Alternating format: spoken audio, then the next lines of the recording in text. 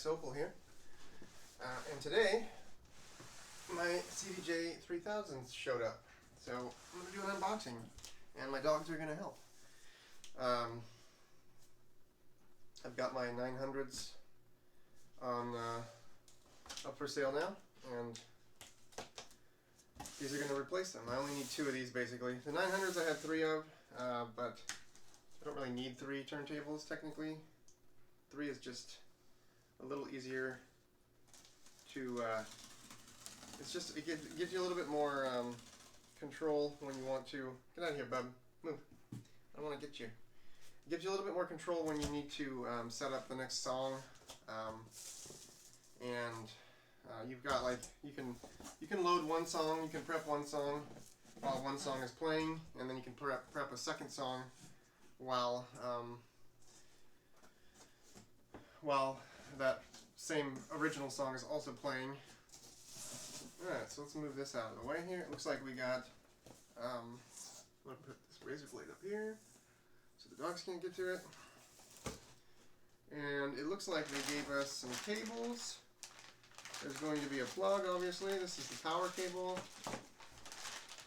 And there's also a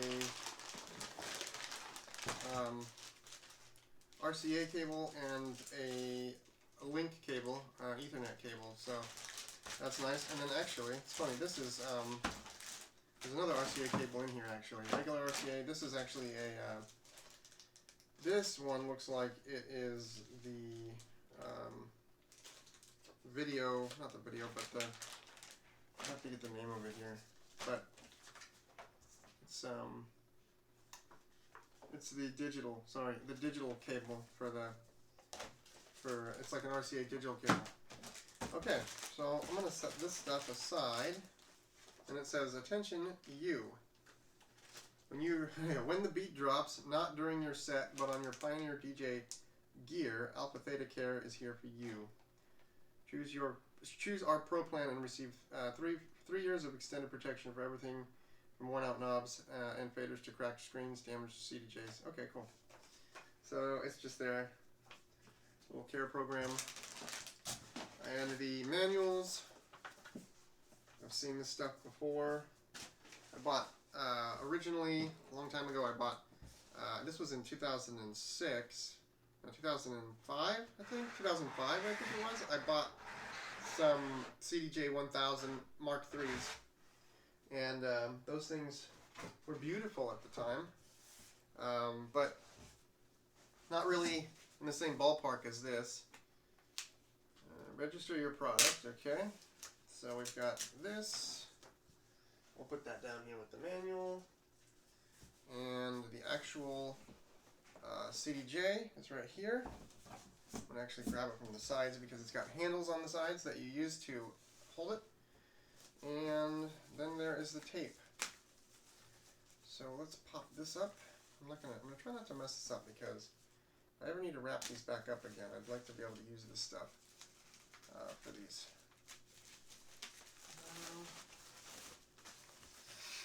Okay.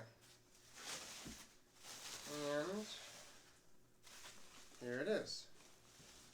There is the CDJ. Very big.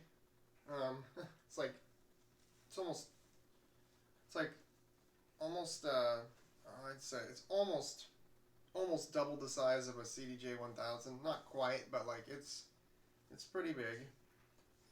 And I can't really hold it any other way than this, but yeah, that's the thing here. It has all of the functions. And I'm gonna just move this over, and might bring it over there slightly. Move my dogs out of the way. Okay. So yeah, that is the CDJ 3000. It has all of the controls and everything that you would get on most of the other ones, but also additional new features like the picture screen here, and then they got rid of the 0 pitch there used to be a stop right here where it would fall into place, but now it has a light that tells you that it's at 0, and you can hit the tempo reset button right there. This is a light up platter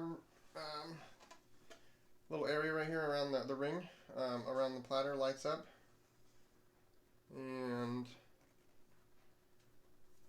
it has a slip reverse, which would be great for, I think, being able to go in reverse and then letting go of it and have it return back to where it was.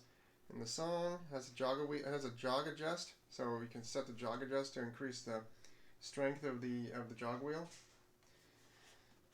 All right, so I'm going to put this up here and take a look here. Should fit, and I'm going to bring this camera up here so that I can show you what it looks like when it's actually sitting up here. Alright, let's see here. So, I'm going to just kind of control the camera for a second here. I'm trying not to let this thing go crazy. But essentially, this thing, this table I built it for accommodating multiple different types of units, and this one happened to be like about as big as I would want to go with it. You wouldn't really want to go any larger with anything, because it's gonna have it's gonna have barely any room back there for the plugs. It's just about enough, I think. Let's take a look over on this side. So on this side, yeah, you can kind of see there's enough room for the plugs, but it's gonna be quite a bit of a tight space. And in the future here, I'm going to be replacing this mixer with something different. I've had a lot of different mixers over the period of my career in DJing, but this one was the original, this style, and so I picked it up when I was getting back into DJing, and I've really enjoyed it. But yeah, I'm going to be trying to replace it with something that's a little bit higher quality at this point later on. So yeah, the other one's going to get opened up, and then I'm going to put it over here on the right side. But pretty much that's it. I don't know if I should plug it in. Maybe I can try plugging it in. Let me see if I can get the camera set up so that it can sit here for a second, and then I will get the cables and plug them in really fast. Grab this. I've already got RCA cables. I don't need the link to do a simple test on this. And I do have a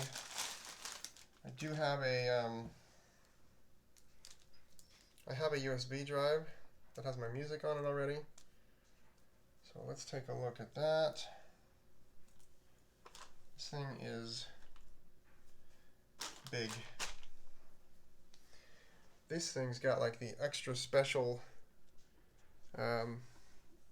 power cable release button right here for releasing the power cable, so it doesn't just come out. That's actually pretty cool. I can see that being very useful if you're doing live shows with these things, because like you don't want the power to come out of the back. Like if something happened, somebody snagged the cord and it pulled out, then your thing's gonna shut down, so you wouldn't want that. I have a spot right here for running my cables through it, but these are pretty big cables, so I don't know. Yeah, it looks like it's gonna fit. Okay, cool. And then I'm gonna run that all the way down because it's gonna plugs in under my desk, under my my booth here. And then I don't need this to be in the way, so I'm gonna pull this out, get all that other stuff out of the way, and I'm gonna plug in this to the back of it. So let's take a look here. I just want to move a couple of these things. All right. So the power cord, I don't want to do anything here where it's going to be weird. So let me take a look. Okay, so the power cord plugs in right on this side of it, which is the close side to the power, to where the hole is that I'm going to be running the equipment through, the cables through. And then we've got the RCA, which plugs in right next to that and slightly above it. So I'm going to run those right here. And then I'm going to just wrap that down and stick this down in here.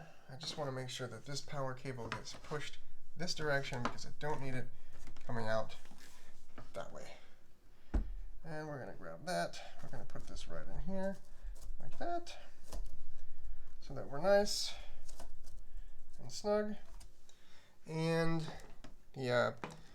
the cable for the RCA for the sound can just kind of be moved over. And this cable right here is actually pretty good. I think it's actually not that bad. It's just sitting in there like that. It should be fine. I think it's going to be fine. I don't want to pinch it or anything, but it looks like it's yeah, it looks like it's pretty much perfect in there.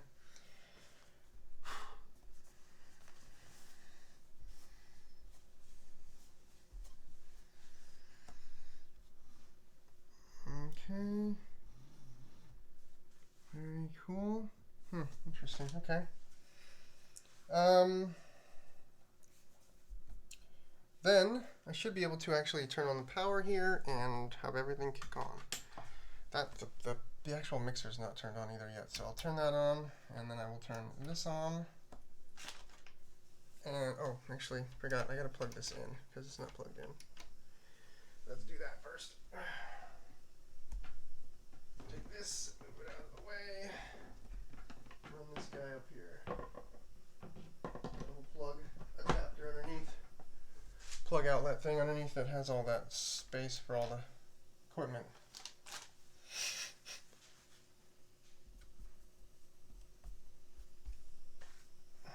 Very cool. Okay, it's in. Okay, so let's take a look here. There it is. Do this here. Okay. And actually, I gotta get my little USB drive right here. We're gonna take this, pop this up. This thing's got a better working system. They used to have a little flap right here that just flopped up, and then you'd have to hold it while you were push it out of the way with the USB drive or whatever while you were doing this. But that one kind of pops back and falls into a little crevice where it's designed to hold it. So now it's like I come in here, use this. Ooh, this is much stronger.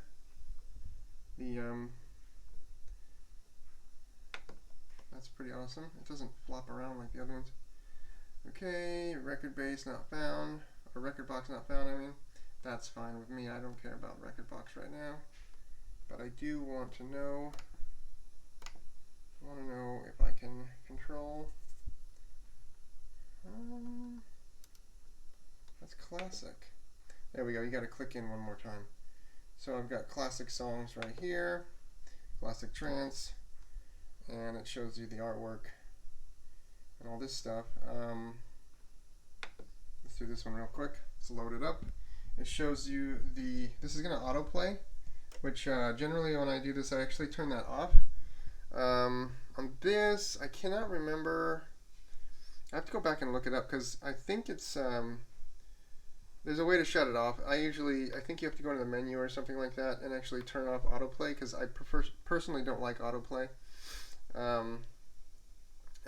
But effectively this thing shows the waveform and the entire track waveform. So it shows like where you're at sort of, and then the entire waveform of the track in the lower section. You can have hot cues set up, which are cool, and then of course it's showing like the track information in there, the actual the image of the track. Which this is plugged into the wrong side. I plugged in the wrong ones, which I'll have to do. I'll have to fix this. Plug these in to this one. Let me see if I can do that without looking. No. There. Okay, so now if I were to turn this up a little bit, we would get something. And then I can always go back to the beginning by hitting the track search.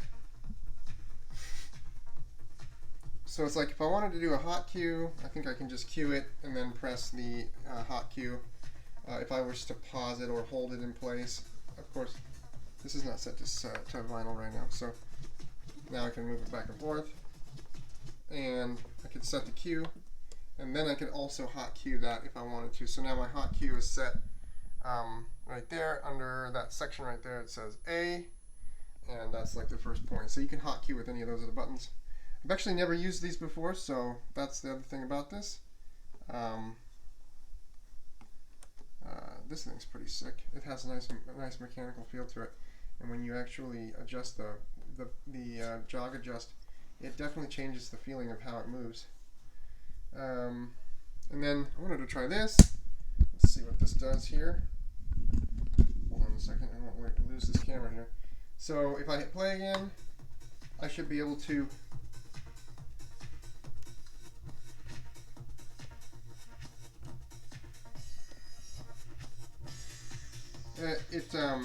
this is the slip reverse. So slip reverse, I think it comes back as soon as you let go of it. It comes back to wherever it was when you started it, which is pretty cool. And then it has an 8-loop beat, and I think you can actually do, like others. You can do 4 to 16, 32, I think. And I'm pretty sure you can actually touch the screen and do that, but I don't want to do that right this minute. Oh, and you can change the size of the waveform, which is kind of neat while it's running. That's pretty nice. Anyway, that's kind of neat, and then you can exit the loop by hitting that.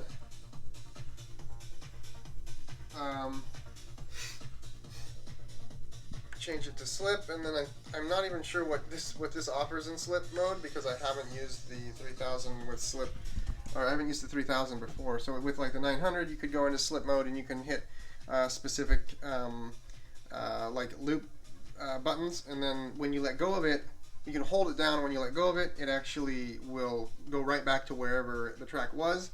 So you can create these like cool effects with the looping, and then when you release it, it's just right back to wherever it was when you started, which is really cool. It has beat sync and master. I don't use any of that. I just beat sync by ear, so that doesn't really matter to me. And then, oh yeah, reset tempo. Okay, so the light actually only turns on when you actually have reset tempo on, so it's like that's not going to do anything. Let me see if I can make sure that this is working. It's not going to do anything. The light doesn't come on when it's at 0, but it's kind of nice because it's hard to know. I wonder if it actually tells you. Yeah, so it'll tell you 0 on the screen when you're at the BPM, that the percentage of the tempo that's at 0. Nice and smooth, and you can beat jump. It's kind of interesting. Beat jumping is nice, cool feature. And this has the touch brake for being able to stop it. And then when you release it, it automatically comes back without the slowness. But they used to have a feature where you could release it, and it would come back slow. And I don't know if that's actually a thing anymore. Maybe they just removed it. And then you can delete your cues. Apparently, that's kind of cool. So you can go back to auto QA if I wanted to. Not bad. That's pretty cool. And you can also store loops. But yeah, and then search. You can search for tracks. You can tag your tracks with also tagging. You can tag a track as like played. You can go back. You can go to browse, and then I can tag this track as played. And then if I go to the next one, or if I go to this, I'm searching through tracks on another CDJ. It's going to show me that track is tagged. Yeah, and then you can go back again. Okay, interesting, cool. So that's pretty much the CDJ 3000 right there. Again, I've got one more I'm going to open, but I'm just going to go ahead and probably not really do the rest of that on the video here, but at least I got to kind of do an unboxing of one of them and show it off. The lights here are absolutely nice when everyone's playing. It's like if you have it cued, it'll be on and then it'll be blinking over here because it's not playing. And then when you hit play, it'll actually stay solid green.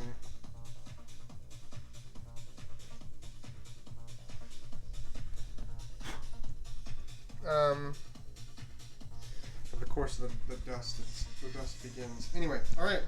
Well, I'm gonna go ahead and put this back over here for a second, and I will sign off here. Let me bring this up, and yeah. So thanks again for watching. This has been an unboxing of the 3000, the CDJ 3000.